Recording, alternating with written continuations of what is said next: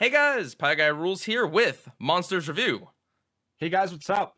And we are here to talk about the Teen Titans movie. Yes, we both paid, we saw this Yep. movie, and we're here to give our opinions, because I don't really think many people are going to be talking about this movie right now. Yeah. So just so you guys know, for the first little bit of this, we're actually going to be a little bit vague on details just for spoilers' sake, you know? I don't want, this is the kind of movie that once you know the twist, it really is going to kind of maybe like ruin a lot of the movie. It's that kind of movie. So we'll be a little vague. If you want to skip to like the spoilery section where we just we get it all out there, you can click on, I guess you can't click on an annotation. What year is it? Am I having a stroke? Yeah. No, you can look at the timestamp that's on the screen right now and go to that. What did you think of this movie? Surprisingly, I mean, I know that you were saying that people probably should avoid saying it's not that bad, but it's not. You know, I think this is a return to form for the Titans, and I was pleasantly surprised. Yeah, I mean, that's the thing. It's like, it's been a long time since I've seen something that really felt like classic Titans, but the way the characters acted in this movie, like, it's a lot in line with how the original Teen Titans was. Right. Despite coming out quite a bit after. Yeah, it's been a little bit. I was kind of surprised at like how little they focused on the comedy. Like, comedy has kind of always been a factor of Teen Titans, and it's definitely in here, but they definitely tried to tell more of a story. Yeah, there was some variety with the storytelling. The idea in this movie, Robin has a line where he's like, he wants the teen to be seen as heroes and not just kids. I felt like that was really interesting in compared to the series that this movie comes from, you know? Yeah, I'm surprised at how that kind of played out, and it seems like the way that they framed this movie kind of made it feel like they were pandering towards that overseas audience. Yeah, I mean, that is the thing. It's like you see this with a lot of big movies, but sometimes with smaller movies too, that they'll put in that Asian theme. They'll put in like a token scene or a location or something, just because they know that China is like huge.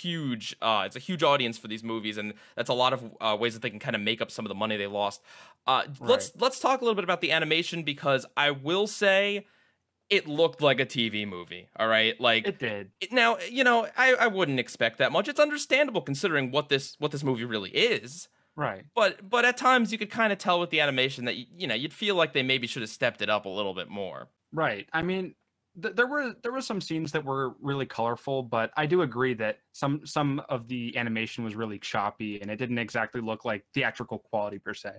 And like, yeah, definitely they use some bright colors at times. But I don't know, like, just overall impressions, I do feel like, you know what, this movie has a lot of problems, especially in the story department, because even though there isn't a huge focus on comedy, the comedy's there, and the comedy's okay.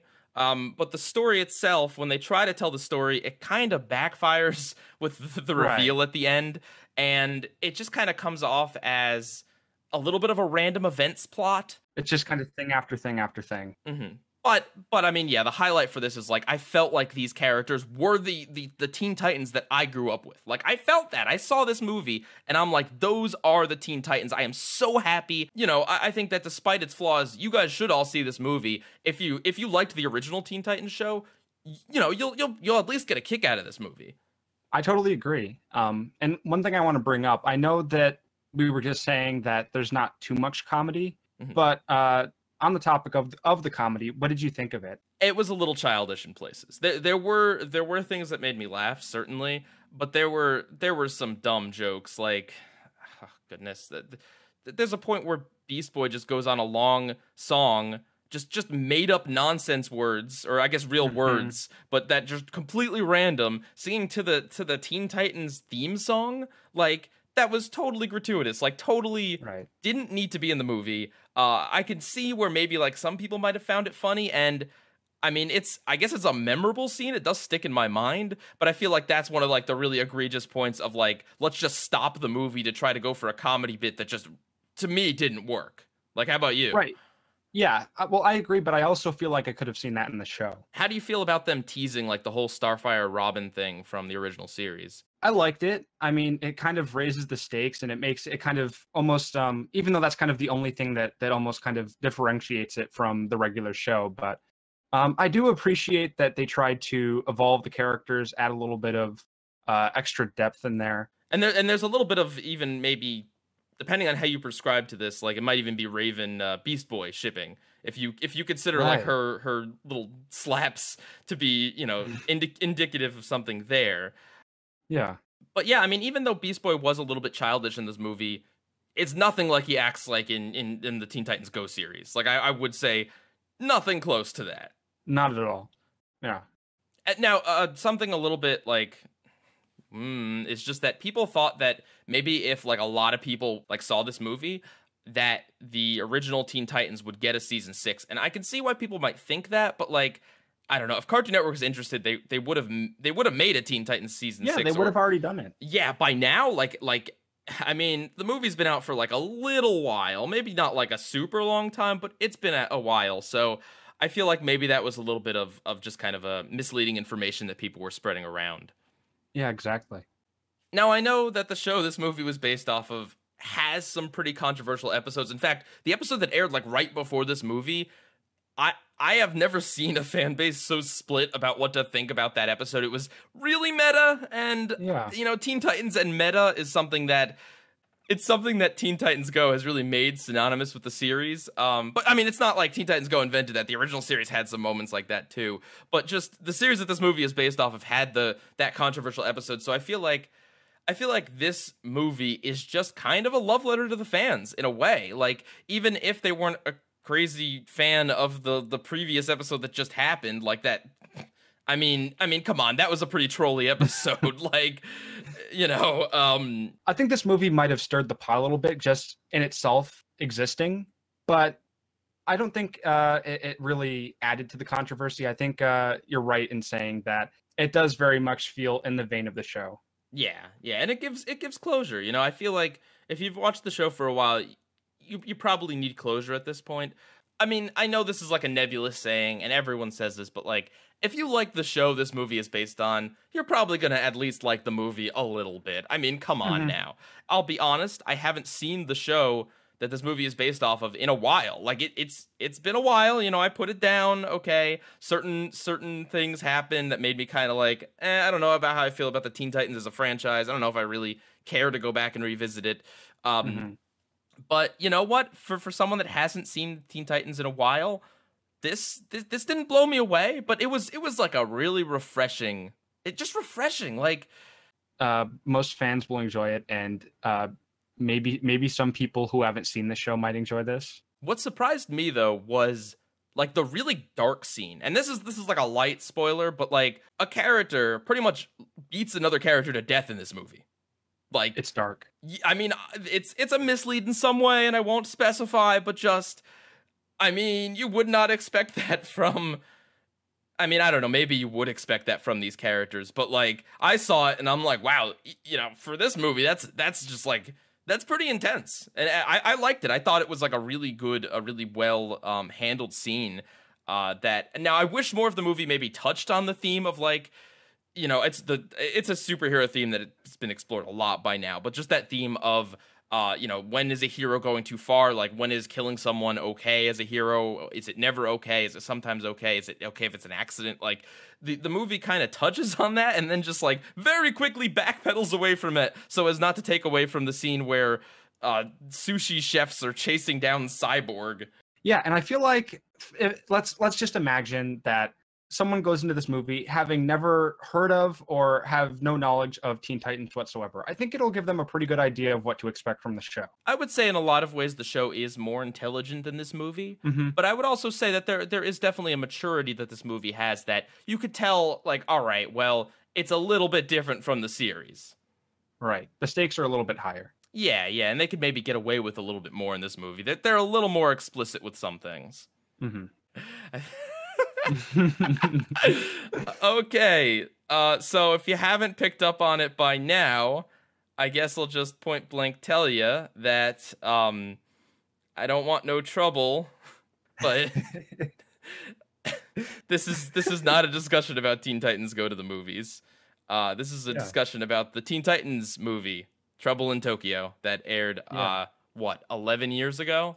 You know, I hope you enjoyed that little comedic bit, but we actually are here to talk about the movie a little bit more, and we weren't lying with any of the stuff we said earlier. We're just speaking Speaking in, in corporate apology talk, basically, nothing is technically a lie, but we're not really telling you much. Yeah. So Teen Titans Trouble in Tokyo happened like about a year, 2 years after the show was over, and it's a TV movie. It's not theatrical, and so like when we were talking about TV movie quality, in some ways, like it did kind of look like a step up from the show. Like the backgrounds were really well handled. There is a lot of fighting in it, but like I don't know. I guess maybe especially the very first fight scene, it felt a little like choppy. Like the animation was not particularly smooth, and some of like the battle staging, I think you kind of had written down just that it wasn't. It was kind of awkward at times.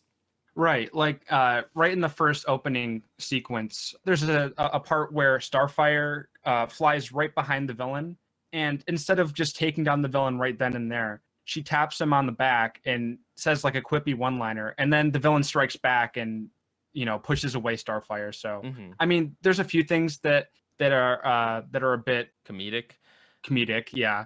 But like you were saying, I do think some of the action as well. I think a lot of Robin's action scenes were really good, like when he was getting chased on the motorcycle.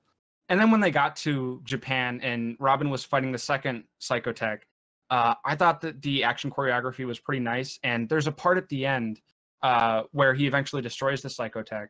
And he's got all of this stuff all over his hands that kind of represents blood. And he's in front of this neon sign that fell down, and it keeps flashing, and you see Robin's black silhouette over the red neon sign. And I think it's some really powerful visual imagery. And I think that they also incorporate lighting in really cool ways. Like there's a scene where Robin's in the back of a police truck, and there's a little window, and the lighting keeps moving around Robin's head, and it looks really cool.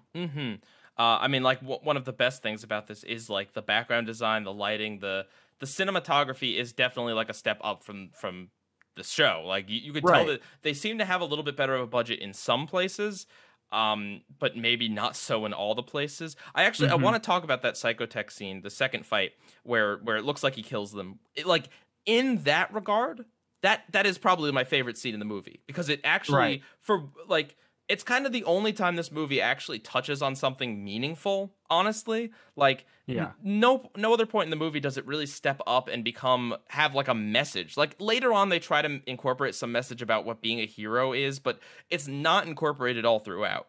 Yeah. Well, they kind of diminish it too, because directly after it happens, Robin, his just immediate thought is, I'm being framed. This can't be right. But like, yeah, I like that. That was a really dark moment, even though we know it's ink. I mean, it's pink. It's literally pink. It's not like we're in the Danganronpa series here. That's what they do in that series. They make the blood pink. We know what's going on, but it still was a really powerful scene, like you said, with the cinematography. But to counter that, immediately preceding it, although the fight choreography is good, although Robin can fight this Psychotech full force, Psychotech is only allowed to break Robin's clothing. Oh, yeah. It is so blatant that he literally rips his R insignia first and then rips his shirt, which you could argue maybe he got a very light cut that was like not visible or very lightly visible.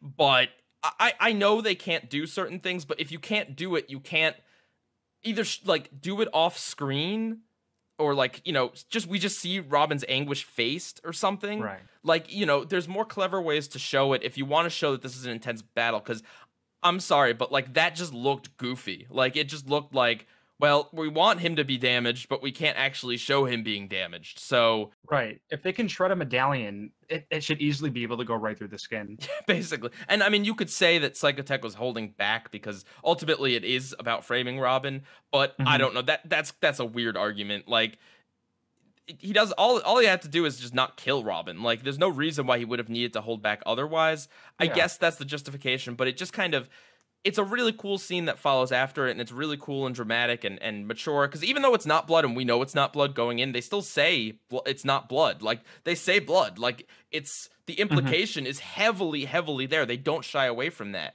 It's not just like a wink, wink, nudge, nudge. Doesn't this look like blood? It's like, no, in story, it's supposed to look kind of like blood. Right. That's a lot of this movie for me. Weirdly enough, and we haven't seen Teen Titans go to the movies, but from what I've seen of the clips and the reviews, I'm sure it's not very story heavy. I'm sure it is a lot more goof around type movie. And that's kind of what this movie is in a lot of ways, in that there's a lot of scenes of the characters hanging out in Japan, singing karaoke, eating food, the scene of them traveling, like they go to the little boy and girls rooms, like in the outhouse, like On the island, yeah. the last chase scene is all done in 100% like comedic fashion. There's a lot of that going in, and I appreciated the levity in some senses. Like I like the atmospheric stuff. I think them goofing around is like some of that is like some of the best parts of this movie. But I do think that the story itself is kind of light, and the goof around stuff very much like takes away from the story and takes away time from actually developing a real story here, because ultimately the first like half to 2/3 of this movie are basically Ink enemy shows up, Titans fight them. Ink enemy shows up, Titans fight them. Ink enemy shows up.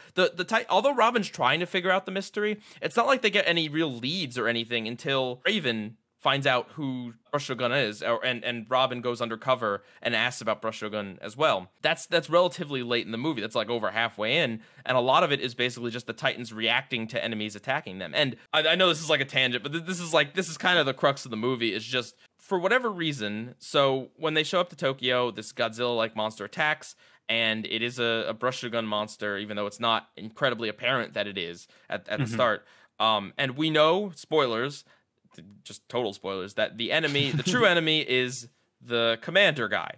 And as soon as you see this commander guy, you know he's the enemy. The way he talks with Robin, nothing about him is anything but sinister. Like not even that he's like openly sinister, but openly like how a character is written when the writer doesn't want you to think, like overly friendly. Like you know what I mean? Like anti-sinister. Yeah. He constantly had a smirk on his face, even in like really, really dire situations. He calls Robin like my friend like 8 million times. Like, So anyway, what I don't get is that the guy is like, Robin, there is no such thing as Brush Shogun, and then Robin's like, there isn't. I thought there was, and then he's like, just leave it to me. And then like 10 minutes go by of goofing around, and it's not until he's about to kiss Starfire that he's like, wait a minute, fear.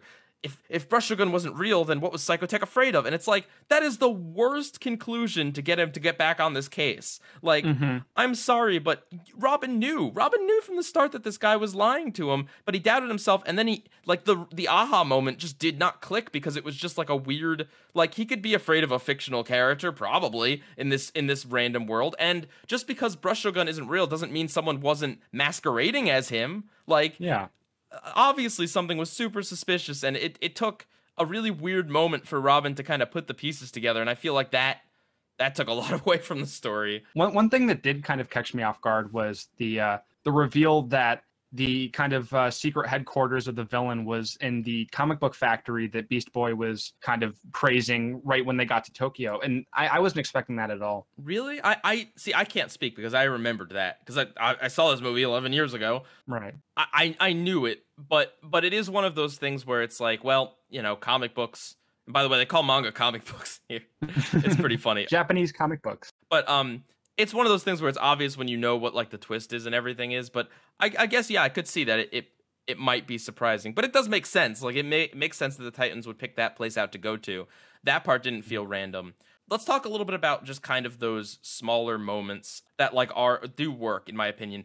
There's a point where Robin is taunting a villain and saying your mother was a salamander. Oh, yeah, the Godzilla monster. Like, I don't know, like, I never expected Robin to pull, like, a your mama joke.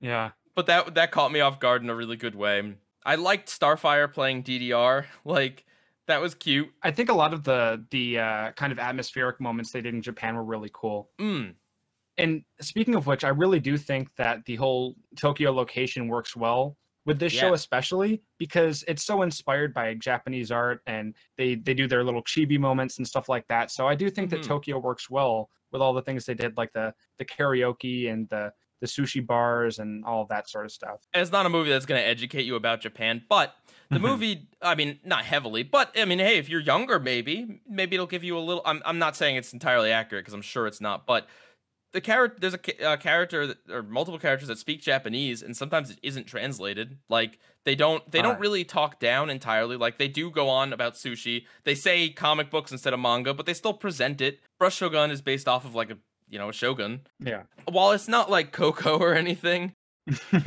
there is definitely a level of respect here, and they do make good use of that location, and they make good use of like the strangers in a strange land thing, and having that city turn on Robin makes a lot more sense than if this had taken place in Jump City. It does feel like a TV movie 100% because it feels like there are some elements they took from like, let's make this a real movie, and then there's some elements that it feels like they kind of cheaped out on. But one of like, there's establishing shots with music playing over them, and it's just a shot of the scenery, and then we like zoom in to see Robin and Starfire on the building. Like, it's not one of those movies that thinks that you need to constantly be talking, constantly be waving your arms around, constantly be making loud, stupid sound effects to keep the audience's attention. And I realize how like ironic or not this statement may be if you may or may not have seen Teen Titans Go to the movies. Speaking of music, I thought that there was a lot of really cool variations with the music, because at the beginning, in that first action scene, they do like an orchestral rendition of the Teen Titans theme song.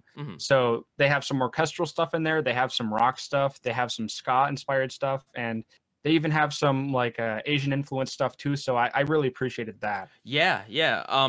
Oh, another thing I really liked was I liked On the Run Robin. I mean, basically like all that part in the middle where Robin was by himself ended up, aside from like the clothing battle, like it ended up really cool. Like Robin almost gets mugged. They don't really, the gun is a little goofy looking, but they don't do laser guns. It's just like averted gun shot. Like you hear the sound effect, you see a light up, and then just Robin beat the guy down. Like I thought that was a cool way of handling that. And then, you know, Robin's just whole cool shtick and go into the tough guy bar and stuff. Like that was cool. That was, I thought that was like legitimately a cool moment. So there are a decent amount of fight scenes in this movie, but because they're all against these ink monsters, they do feel a bit samey. And then also like the whole like attractive women chasing down Beast Boy and chefs chasing down Cyborg. It made like it was a funny joke at first, but then like these are apparently like legit secondary antagonists we're supposed to take seriously. Why were those girls so obsessed with Beast Boy? Why were they like preventing him from like, did they think he was like a I don't know, like an anime character or something that they were in love with? Maybe I'm missing something because we're missing out on the language, but just it kind of felt like they needed to add more antagonists or more conflict. It felt a little forced, I would say. Right. But then we really need to kind of talk about the big thing that kind of makes this movie, I think, prevents it from being great. I enjoyed this movie. I'd give it probably about like maybe a C+, B-. But like the big thing is the reveal at the end doesn't make any sense. Like it requires a lot of explanation that you really have to like think about yourself, and not in like this movie made me think kind of way, more like okay, so the first Psychotech was sent by the real Brushogun, who is really being used as a power source, an ink source, by this commander guy. Now, how the commander guy came across Brushogun, how he knew how to use his abilities, how he set up this police force, who was he before he became the commander, never ever explained. None of that. We do get a nice little backstory for Brushogun, but that's about it. But anyway, he sends the first Psychotech, and according to him, he sent that to the Titans to get them to come to Tokyo so that they could stop this commander's evil plan, which his evil plan, I guess, is just to terrorize the city and then to send his troops after it and make it look like he's a good guy. That's like the plan, which is, again, that theme could have been used at any other point in the movie, and it really wasn't. But like, why, if he sent the Psychotech as a warning, and the Psychotech can speak, we know it can speak, we saw it speak to Robin. Robin had to translate, but he could still speak. Yeah. Why did Psychotech need to fight the Titans in the first place? Why did Psychotech disappear? Why was he afraid of Brushogun? Why couldn't Brushogun have sent like a note? Because he literally sent a note to Robin later in the movie. It just feels like one of those things where when you go back and think about it, it's like, it's the fridge logic of, well, now why did that happen the way it happened? And then a lot of other stuff in the movie, like you noted, that like, why does the girl that's obsessed with Beast Boy that turned out to be like a cat monster, why did she lure him to the karaoke place? The rest of those girls were not ink monsters. Yeah. Just why didn't she just attack Beast Boy in the first place? Right. I mean, I guess devil's advocate, you could say that she maybe waited until the other Titans were vulnerable, but still. If Brushogun could send armies of people against them, why didn't he do that in the first place? And why, like, if the fake Brushogun, if the commander, but also, like, why did Brushogun need to send for the Titans? Like, we've seen in the series, there's other heroes in this universe. Like, Why send? How did he send that far away? How did he know who the Titans were? Yeah.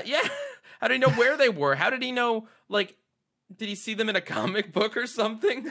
He was strapped to a bunch of wires. Yeah, like once you start thinking about the movie from that perspective, it really falls apart. And I could almost forgive that if the movie was just constantly like focused on the story. Like there's a lot of mysteries that have like tons of elements going on, and at the end of the day, like one element isn't explained the best, and you kind of look at the story and you're like, well, okay, maybe they dropped the ball in explaining this one element of the mystery, but like 8 other elements were pulled off so well, and I was so in awe of them that I didn't even notice or care. But this is like the one twist in the movie.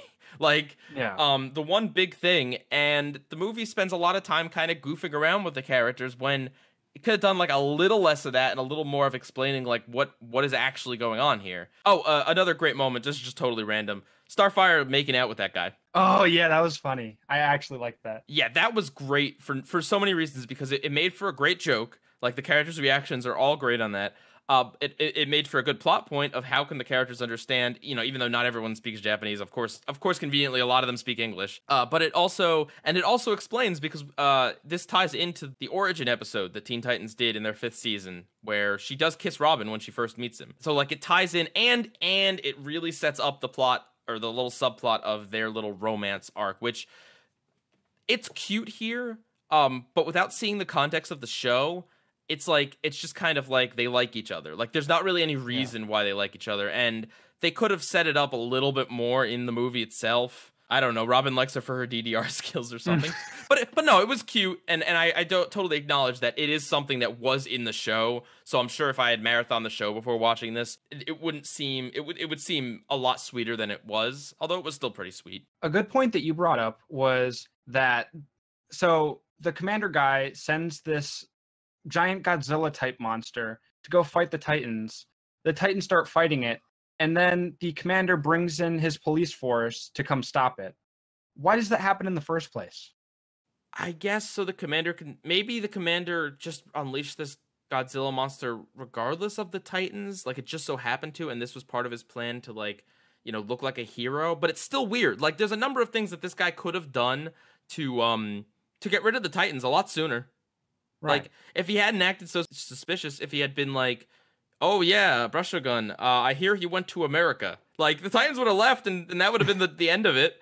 It's just, this plan doesn't make any sense. And also, like, all of the troopers are made of ink. What government in Japan looks at this and is like, well, we don't have any like medical records or any sort of records for all these people you're employing, but you know, you're doing a good job keeping us safe, so we're not going to look into that. Yeah. And then the other thing is that the final boss fight was really anticlimactic, because at this point in the movie, we'd seen the Titans fight these 4 different models of like ink monsters like 3 times by now. And then the very ending, it was just literally just unplug Brushogun from the machine. Yeah. That's all Robin had to do, just yank him out of there. I mean, they try to play it off dramatically, but it's not like there was any real sacrifice. It's not like there was any real showcase of their powers. It's not like it was teamwork either. It was just Robin. Robin did it all. Like, if this movie kind of says anything, it is just kind of that Robin's dedication to being a hero is more so than the rest of the Titans. Like, which, I mean, that's okay. Yeah, I don't know. It's an easy movie to pick apart, but it is definitely a lot better of an ending for the series than Things Change. Yeah. And that, you're right about that being so anticlimactic, because it's literally Robin pulls him out, the thing shrivels up, Brushogun and Robin are on the ground, and then Brushogun just says, "You saved me," and then vanishes. And no one ever mentions him ever again. No one like mourns him or is like, you know, I wonder how good he was after. Or, like, was he really ever evil in the first? No one has anything to say. Yeah. And then, of course, the guy that threw himself into the ink machine to become a giant ink monster, as soon as it's unplugged, like, he just goes back to being a normal guy. Like, you could have just had the monster blow up Powerpuff Girls style. Like, I mean, I'm sure some people would have been like, hey, what happened to the guy? But, like, I just assumed he got transformed into this thing. Like, it's, I guess, underdeveloped is how I'd talk about the plot of this movie. But moment to moment, there's a lot of really nice things. The atmosphere, the music, some of the one-liners, other jokes really didn't land for me. There was one part that I kind of found funny. I'm not sure if it was intended to be funny or not, but towards the beginning, Robin captures that psychotech guy, and puts him in the interrogation room in Titan's Tower. And he presses a button and it goes, translation computer on, because the psychotech is speaking Japanese. And then it starts speaking English, but with a Japanese accent. Well, that's what's great, is that it's not like a computer that translates, which, you know, I mean, we have that technology now in some forms. No, it's literally the guy just changes his speech to English somehow. Like, you know, you can have the guy speaking Japanese quietly while the English words like of a computer play over it, but and then there's like, it's followed up, or right before, it's followed up with Cyborg checking the crime scanner, which I think is supposed to be like a police scanner, but the way he says it, like, oh, well, the crime scanner would have picked him up by now. It's like, not if he's running away. Like, does this thing just literally scan for criminals? Like, is there a profile that matches criminal?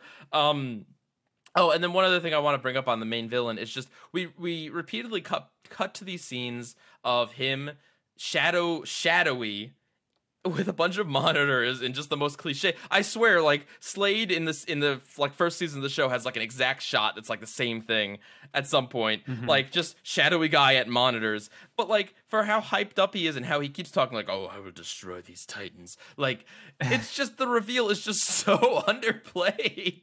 He does a chair swivel reveal, and it's just like, come on. I will say that the surprise for me was that Brushogun. I thought the commander was Brushogun, or that he was maybe a robot or something. Like, the fact that Brushogun was just a power source is a bit of a twist that I do like. But it doesn't make up for just how predictable Commander guy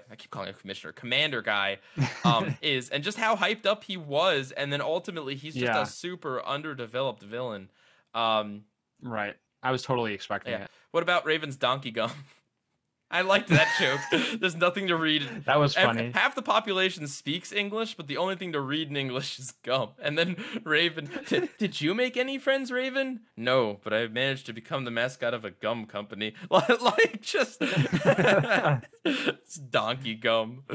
Oh, goodness. Yeah. I guess, something really nice, like a really nice touch, and I would have never noticed this as a kid. I only know this is because of the way Cartoon Network's branding has been, or used to be. That CMYK, like the color scheme where you only use cyan, magenta, yellow, and black. That is the colors they chose for Brushogun very intentionally. That's like, those are ink colors, and I felt like that was a really nice, like, stylistic touch to show us when these were monsters, and like they stand out so much from the rest of the other stuff in the movie, like with their bright colors, because ironically it's like the kind of colors they'd use in Teen Titans Go, very bright. But I thought that was kind of like a neat little nod. Overall, I enjoyed it, and you know, I remember watching it when I was a kid. I don't remember exact details, so it was refreshing to watch it again, but I definitely acknowledge that it has problems. It has a super predictable plot, and it kind of feels like a extended episode of the show, but yeah, no, I mean, I enjoyed it. I'd probably give it a 3.5 out of 5. Yeah, that's about where I put it, in that kind of like C+ area, where it's just like, it's okay. Like, I don't feel like I wasted my time watching this movie, and it kind of goes to show about how likable the characters are. Even when I'm not super thrilled about like the things they're doing, like I like the karaoke or whatever, I still was like at least a little bit charmed by it, just because Beast Boy is a really likable character in this show. Robin is a really likable and noble character in this show, etc. Right. So it was nice to spend some time with the Titans again. And yeah, I wouldn't say this is like, you guys have to see this now, but if you've seen the show and maybe you didn't know this existed, or if you kind of just want like that feeling of old style Teen Titans, but in like a little, like maybe with a little more production value in some places, this is definitely something to seek out. It is on Amazon. You know, it's like $4 to rent, but I'm sure you could also find it other places if you're so inclined. Just one last thing I kind of wanted to say, and I really don't want to beat this dead horse but just, it has been a while. Like, it legitimately was a while since I'd seen Teen Titans, like the original Teen Titans. It's been a while since I've seen Teen Titans Go as well, but I think what kind of still bothers me to this day about Go isn't that they took these Teen Titans and made them into a comedy series. It's that the characters were really noble and kind and good-natured in this show. And I mean, sure, Raven slaps Beast Boy around, you know, but for the most part, you really get the feeling like they all really like each other. They're all really noble characters, even if some of them are a little goofy, you know, some of them are a little more immature than others. They all do kind of still come off as noble and very likable. They are heroes. They are someone who younger me would have looked up to. And it's not that turning those characters goofy is a problem, because this movie has so many goofy moments with them that is 100% Right. a part of the DNA of the original show. It's more so just that, like, the characters are kind of immoral, and they're kind of they're just not very good or nice people. I mean, it's to the point where go to the movies, from what I've seen in the trailers, like, a part of it is just how everyone acknowledges that they're not heroes. They're just schlubby people. They're, schlubby teenagers, quote unquote, who just kind of act on impulse, don't really help people, don't really even seem to like each other on an episode to episode basis, from what I've seen of the show. And so I guess just, like, I know there's a lot of people that blow the Teen Titans Go hate out of the water. And I know, like, it's like the point has been talked about so much that both sides of the argument are just kind of parodies of themselves at this point. But I do think that for some people, at least, the argument that Teen Titans Go does kind of hurt the original characters in some ways does have some validity. Not childhood ruining levels. Yeah. But to the level of, these were heroic, noble characters, and I wouldn't have mind seeing them being reinvented, but I would have still liked for them to have kept that nobleness, that I like these characters, I like who these people are, traits that, oh my god, yeah, they don't really have. Like there's tons of Batman media that turns him goofy and hokey and just makes a complete joke of him, but Batman's always noble. And I love the dynamic between the characters so much, and in the original franchise, because they play off of each other so well. There's Robin, who's usually kind of like a stone cold serious person, but then, it's refreshing to see people like Beast Boy and Cyborg, who are the occasional comedic relief. And I think what's so nice about their relationship of Starfire and Robin, and again, I would have really need to seen the show again to kind of get the full thing, but it's just Starfire is an endless idealist, and Robin is somewhat of a cynic. He is somewhat of a, there's bad guys, we got to go stop them. He's not like, let's give these bad guys a chance. Now, he's not beat them to death Robin. He's not F Batman Robin either. But, like, just like, I know this is so small, but in the title sequence after the first fight, there's a moment where Robin takes a cape out of his closet and picks up Silky, their pet silkworm monster thing, and he puts the cape under him to get a little blanket for him so he's comfortable when they're off on vacation or off on their trip. Like, that's such a little moment, but it's just like, yeah, you know what? Robin is a hero. He is strict and he is boring in a lot of ways, not as a character, but just, the characters. There's an episode where the characters dress up like Robin and mock him because he is like a little bit of a parody, even starting out. But just, yeah, I guess I don't want to go on about this point forever, and I don't want to bring up the debate, and I don't want to hate on people, and I understand that, like, a lot of the people that are making the argument that I'm making right now are also the kind of people that are like, ruin my childhood, this is the worst thing that ever happened, blah, blah, blah. Yeah. And I am just not for that. All right, well, thank you, Monsters, for being here.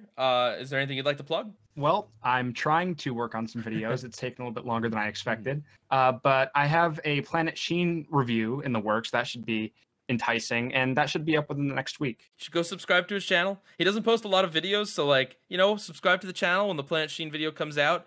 If you don't like it, then unsubscribe, and if you really do like it, then just stick around. Sorry for telling people to unsubscribe, but I'm just saying, he's not like one of those, your feed's not going to be flooded, so unsubscribe you got now. Nothing to lose. But yeah, so thank you for being on, and I hope you guys enjoyed the little joke we did at the beginning of this. We tried to keep it in good fun, and in the spirit of Teen Titans Go being a trolley series, we thought we'd have a little fun with it too. I still am undecided on whether I'm going to see the movie or not. I'm still waiting on seeing kind of what everyone thinks and says about it. So if you have any thoughts or opinions on Teen Titans Go the movies, or Teen Titans Trouble in Tokyo, or anything Teen Titans related, please go in the comments and let us know. Yeah. All right. With that, Bye Guy Rules out. See you guys.